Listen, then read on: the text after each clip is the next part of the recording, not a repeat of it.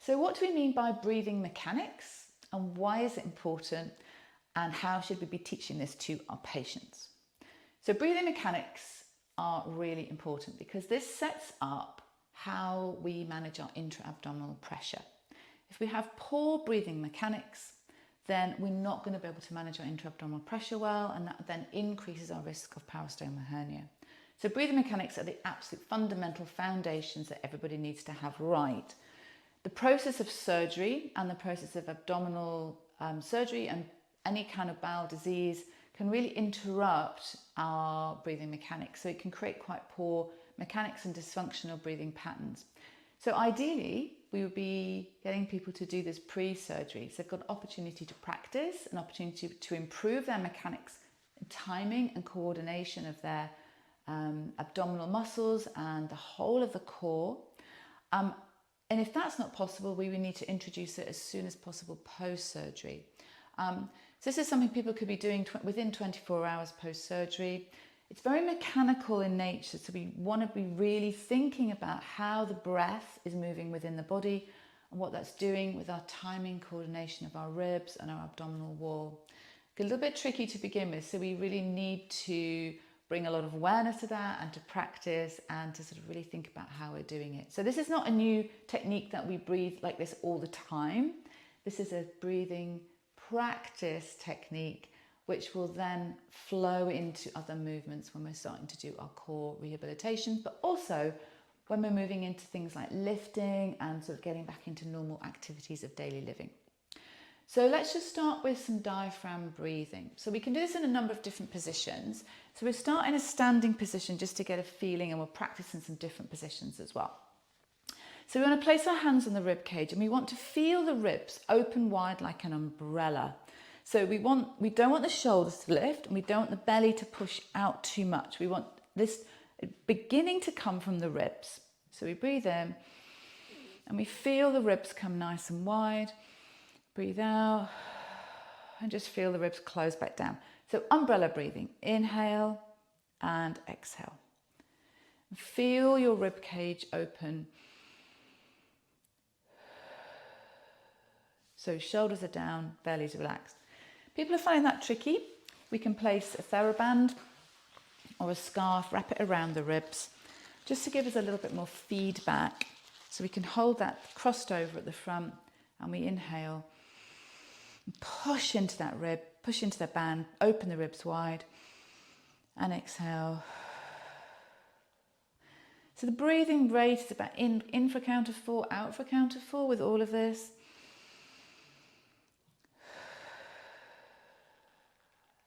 So breathing in, and you can see my ribs opening and closing.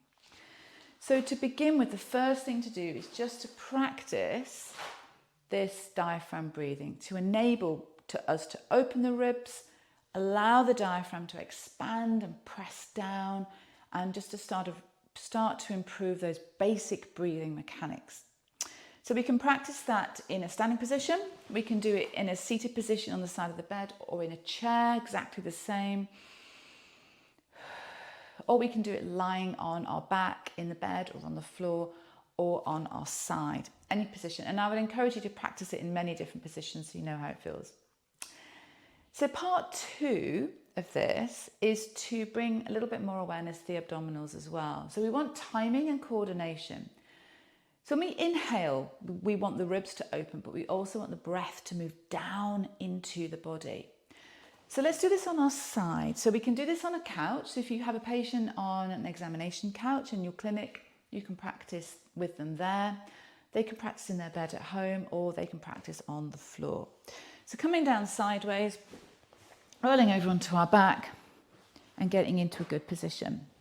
So place one hand on the ribs and one hand on the tummy.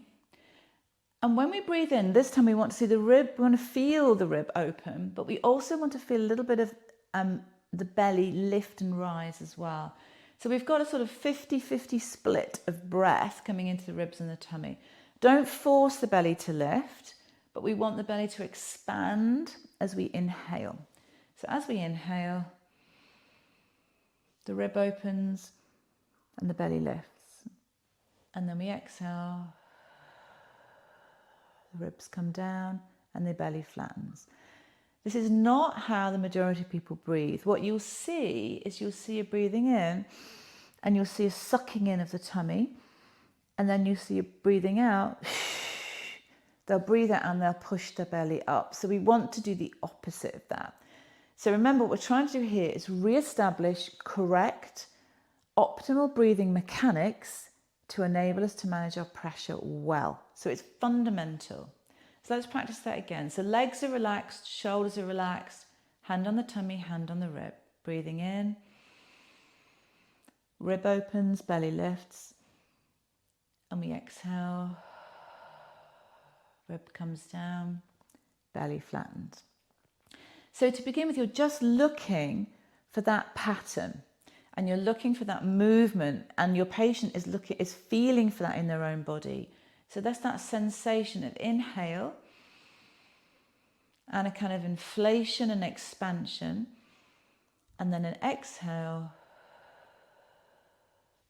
and a sort of contraction and everything's coming down. Go one more time.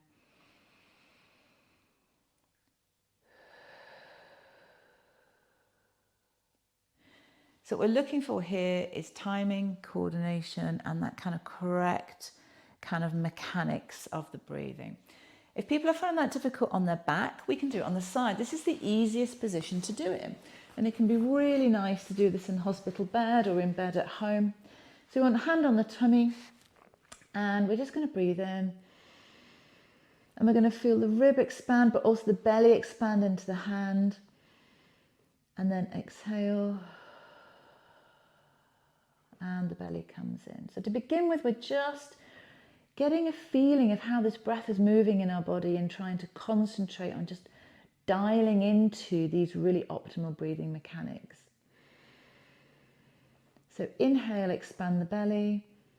Exhale. And draw that in. So this can be a lovely exercise for somebody to do immediately post-surgery within 24, 36 hours if possible. If that's not possible, bring it in as soon as they feel ready, but great to practice pre-surgery as well. So step 3 of this is to bring a little bit more intention now to tightening up these lower abdominal muscles. So we actually want to create a little bit of a bracing feeling and some sort of tension and tightening and awareness of these low abs. And we do exactly the same as we've just done, but we bring more awareness to the tightening. So we inhale. Again, we've got that lovely expansion. Now exhale, exhale through the mouth, so it becomes a bit more like a blowing out of a candle. And at the same time, we tension up and draw in these lower abs like a belt. So we inhale, ribs are open, belly expands. Exhale. We create a tensioning and tightening up of these lower abdominals. The easiest place to do this is in this side lying position. So on a couch or in the bed, this can be a great way to do this. So we'll do that one more time. Inhale. And then exhale. And we are consciously choosing to tighten and brace these lower abdominals as we exhale. Let's practice this on our back. So we roll over and we have our hands on our tummy. You can do hands, one on rib, one on tummy, or both hands on the belly, whichever you prefer. There's no movement in the body. This is just breathing practice. So breathing in and breathing out. Ribs come down and we get a gentle tightening of the lower abdominals. So I describe it like a shrink wrapping. Someone's put cling film around the whole of the torso. The ribs come down and we engage with these lower abs. So we inhale again. And we exhale.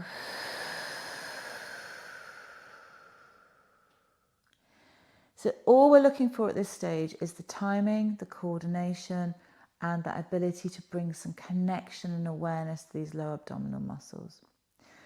So practice that side lying, practice it on your back, and you can practice it in a seated or standing position as well. So we can practice it in seated position. So we've got one hand on the tummy, one hand on the rib. And then we breathe out, rib comes down, and we draw the belly in.